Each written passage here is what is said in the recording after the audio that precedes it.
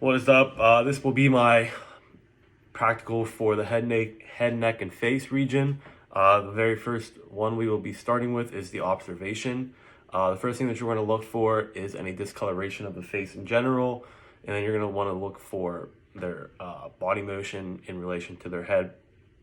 We're going to look at the position of their mouth, nose, ears, and eyes. Make sure they're all symmetrical where they should be.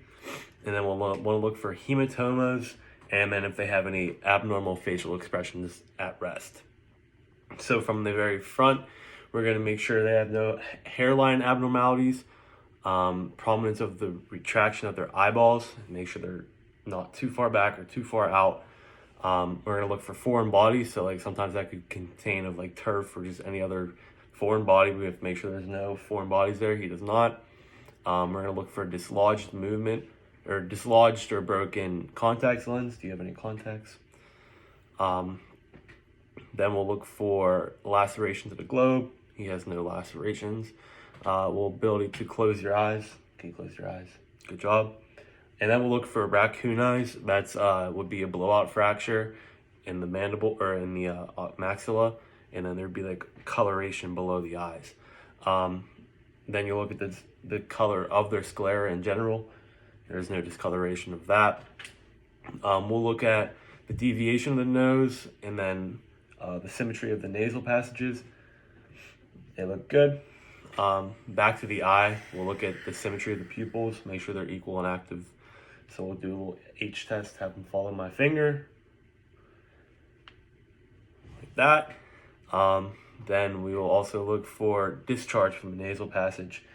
You would have a little gauze, you'd put it up his nose. If there was a little bit of orange on it, that would be indicative of CSF.